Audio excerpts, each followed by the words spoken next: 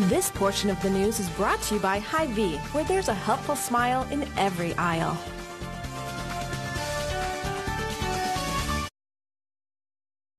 Now, from across the tri-states, this is KHQA Sports. Well, they are two traditionally strong teams that entered this winter with a lot of questions to answer, especially in quest to replace a dearth of graduated scoring. And yet Pittsfield and Macomb both answered the bell very well in their openers with very encouraging performances. Tonight, head-to-head in game number 2 for each at the Saki Turkey Tournament.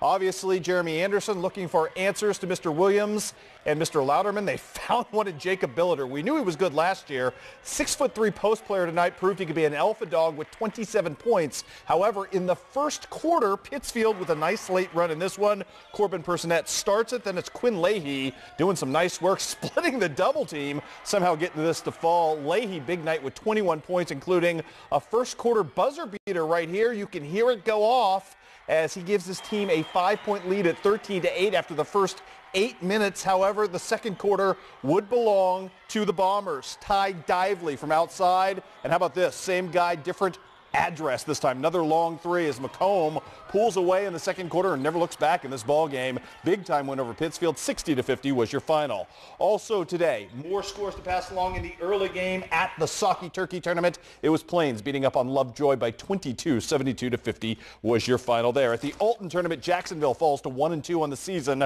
as Alton, who's pretty darn good, beats up on Jacksonville 52-37. Spoon River tip-off. West Prairie, nice showing tonight against Havana, and Beardstown hangs on to beat BPC Brian Dorr tonight with 15 points in that victory. Suns Classic, West Hancock and Central, a thriller, though it would start off decidedly in favor of the Titans in this one. Johnny Swanson doing his thing right there. Beautiful swoop to the hoop, and then it's Swanson again. This time he's going to miss. Ball kind of gets tipped around, and then Cole Fox will create nicely for the wide open Luke Beeler. Unselfish basketball, 23-10 at that point in favor of the Titans. Central fights back into this thing well. Taylor Hyman, hooks up right there with Jason Dormeyer. He's not just for killing quarterbacks anymore. More for Mr. Hyman this time. Beautiful turnaround jumper as he finished the day with 15 points. Team high. We force overtime and double overtime in this one. In the OT, though, a couple of big plays by the Titans. Luke Beeler with the first of them. The biggest of which, though, comes late by Kyle Bauman with a big three here today and 14 points.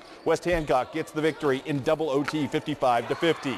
Your other game tonight at the Suns Classic, really not a thing of beauty offensively between Rushville Industry and Southeastern. In fact, in the first half, both teams struggling mightily to shoot 25% in this one. It was ugly early, but there were some good highlights in this one. Dexter Redenius with the steal. He's going to miss at the other end. Michael Bruns is there with a little helper for him.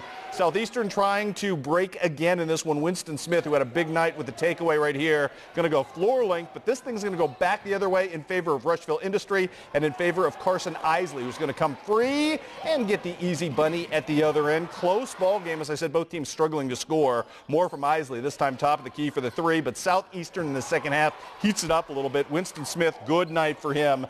He had 15 points on the night, going to knock down the triple at the other end of this as Shea Flessner is going to set him up. Southeastern gets the win over Rushville Industry. Final count in this one, 47-35 is how that would end up. Well, mired in a 4-game losing streak, the John Wood Trailblazers were looking to salvage a little momentum going into the holiday, but with an 8-1 North Central squad visiting tonight at Mountain Dew Court, that seemed a very tall order until, I'll tell you what, John Wood took the court and took it well in this one. The offense clicking from start to finish as it would be Jordan Johnson starting things off with a long three, and that just kind of got things kind of nicely settled in early on. After John Wood gave up 6 early points, they answer with a flourish and a lot of punches. Great ball movement, unselfish play right there. Look at Jordan Johnson with the whip pass inside to Mr. Howard for the easy bucket. But the story in the first half, Brody Gronwald, who was in demigod mode tonight, knocking down triples. The first one goes, and he's just not going to stop. Triples aplenty for him in this one. More on him in a second. How about El Dorima on the inside, just beasting up right here, going against not one but 2 defenders and just knocking them out of the way, Boogie Cousins style. But it was all about Brody Gronwald in this one tonight. 23 points, 6 triples. He'd hit them on the break. He'd hit them from NBA range. It was just a thing of beauty tonight to watch this kid shoot as John Wood gets off the schneid after losing those 4 straight games. And the Trailblazers get the victory in this one, 82-71. Gronwald with 23 points and those 6 triples, as I mentioned. One other bit of basketball news to mention on the night. Brad Underwood got his start as an assistant coach at Western Illinois. Today, the Stephen F. Austin basketball skipper landed a commitment from a premium point guard in his former backyard. That is Keokuk's Johnny Dahl, who recently decommitted from Division II Cedarville a few weeks ago. Now he's headed to play Division I ball in Texas. The chief guard averaged 17 points, 8 rebounds, and 7 assists per game as a junior last year, and they're expecting even more from him this season in Chief Country. Hey, coming up tomorrow night at 6 o'clock, we're going to preview a big weekend for the Quincy Notre Dame Raiders and what they look like going in.